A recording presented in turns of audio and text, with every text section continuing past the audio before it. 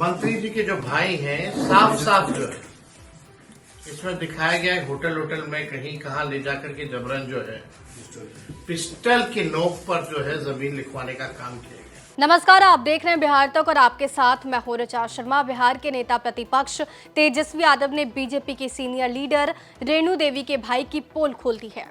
तेजस्वी यादव ने CCTV footage दिखाते हुए कई सवाल पूछे और यहां तक तेजस्वी यादव ने कहा है कि बीजेपी की राष्ट्रीय उपाध्यक्ष और उप मुख्यमंत्री रही और वर्तमान में बिहार सरकार में मंत्री श्रीमती रेणु देवी जी के आदतन अपराधी भाई जो जमीन हड़पने, अपहरण, हत्या, रंगदारी सहित दर्जनों संगीन मामलों में नामजद हैं, उसने कल फिर से बेतिया में एक व्यक्ति का अपहरण कर उसे अपने होटल ले जाकर मारपीट की और पिस्तौल की नोक पर जमीन हड़पने के लिए जबरन साइन करा लिया। ये सीसीटीवी का फुटेज है जहां मंत्री जी के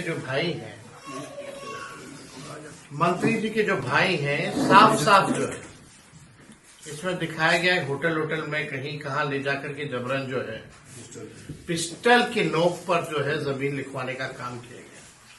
सवाल ये है कि राष्ट्रीय जनता दल के कार्यकर्ताओं को गिरफ्तार किया जा रहा है और जो अपराधी छवि का लोग है उसको गिरफ्तार नहीं किया जा रहा।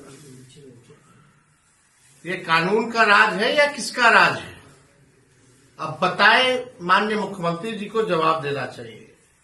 होम डिपार्टमेंट उनके अधीन आता है और इतनी बड़ी घटना होती है और एक बार नहीं, इस व्यक्ति पर दर्जनों आपराधिक केस दर्ज है, लेकिन अभी भी जो है ये खुलेआम जो है ये व्यक्ति जो है घूम रहा है। ये साफ साफ पूरी सीसीटीवी फुटेज में ये पूरा ऑन रिकॉर्ड आ चुका है। दरअसल तेजस्वी यादव कार्यकर्ता संवाद यात्रा के तीसरे चरण में बिहार के अलग अलग जिले में पहुंच रहे हैं और वहां पर आरजेडी के कार्यकर्ताओं से मुलाकात कर रहे हैं। इसी दौरान बेतिया पहुंचकर तेजस्वी यादव ने एक प्रेस कॉन्फ्रेंस किया और इस प्रेस कॉन्फ्रेंस में उन्होंने रेणु देवी की भाई की पोल खोल दी। अब आपको समझाते हैं कि आखिर पूरा मामला क्या है। देखिए, दरअसल बीजेपी की सीनियर लीडर मंत्री रेणु देवी के भाई रवि कुमार उर्फ पिन्नू ने बेतिया में एक कारोबारी का अपहरण कर दिया था। रेणु देवी के भाई रवि कुमार उर्फ पिन्नू ने पिस्तौल दिखाकर व्यापारी को अगवा किया और जबरन जमीन की रजिस्ट्री वाले कागजात पर अंगूठा लगवा लिया। अब यह घटना सीसीटीवी में कैद हो गई है और पुलिस ने पिन्नू के खिलाफ मामला दर्ज कर लिया है। पिन्नू पर पहले से ही कई आरोप लग चुके हैं। हालांकि तेजस्वी यादव के प्रेस कॉन्फ्रेंस के बाद रेणु देवी ने क्या कुछ कहा है, सुनिए। देखिए, तेजस्वी यादव ने अगर मेरा नाम लिया है तो तेजस्वी यादव को याद रखना चाहिए कि आज से 8 साल पहले 2 बार प्रेस कॉन्फ्रेंस में हुआ कि मेरा कोई नाता रिश्ता नहीं है और उन्होंने भी कहा कि मेरा कोई नाता रिश्ता नहीं है, इसलिए यहाँ कहने का तो कोई बात नहीं है। दूसरा है कि विपक्ष के पास कोई मुद्दा ही नहीं है और मुद्दा विहीन तो किसी को भी कहीं भी घसीटना है। उन्हें याद रखना चाहिए कि उनके पिताजी के राज्य में चंपारण की लोग आज जो एनडीए को साथ देता है वो क्यों नहीं पूछते हैं कि एनडीए को क्यों साथ देता है? क्योंकि उनके पिताजी के राज्य में जो है वहाँ पे जो है आपका आदमी तो आदमी सही, महिलाएं नहीं चल सकती थी, 5 बजे कुंडी लग जाता था और हमारे जो बस है वो भी हाईजैक हुआ करते थे और हमारे सारे व्यापारी जो हैं वो भाग चुके थे और आज वही राज्य के लिए वो चाहते हैं कि फिर आए। उनके समय में जो कुछ हुआ है वो आपके सामने ही है कि वो भी उप मुख्यमंत्री बने तो उनके राज्य में कितना भ्रष्टाचार हुआ। लेकिन एनडीए की सरकार ना किसी को बचाती है और ना किसी को सताती है। जो जैसा करेगा वैसा पाएगा।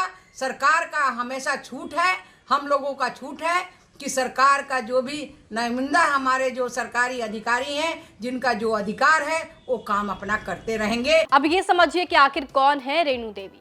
देखिए, रेणु देवी पहली बार 1995 में नौतन विधानसभा सीट से भाजपा के टिकट पर चुनाव लड़ी। 2000 में बेतिया विधानसभा सीट से चुनाव लड़ी और जीत गई। 2005 में बेतिया से फिर विधायक बनी। 2007 में बिहार की कला संस्कृति मंत्री बनी। 2010 में विधायक बनी। 2015 में कांग्रेस के मदन मोहन तिवारी से चुनाव हार गई। 2020 में विधानसभा चुनाव में भाजपा के टिकट पर बेतिया से कांग्रेस के मदन मोहन तिवारी को हरा दिया। बेतिया से चुनाव में जीत दर्ज कर ली। रेणु देवी बेटी पढ़ाओ और बेटी बचाओ अभियान के तहत सदस्य के रूप में कार्य कर रही हैं। 2020 में रेणु देवी बिहार की पहली महिला डिप्टी सीएम बनी और फिलहाल बिहार सरकार में मंत्री हैं।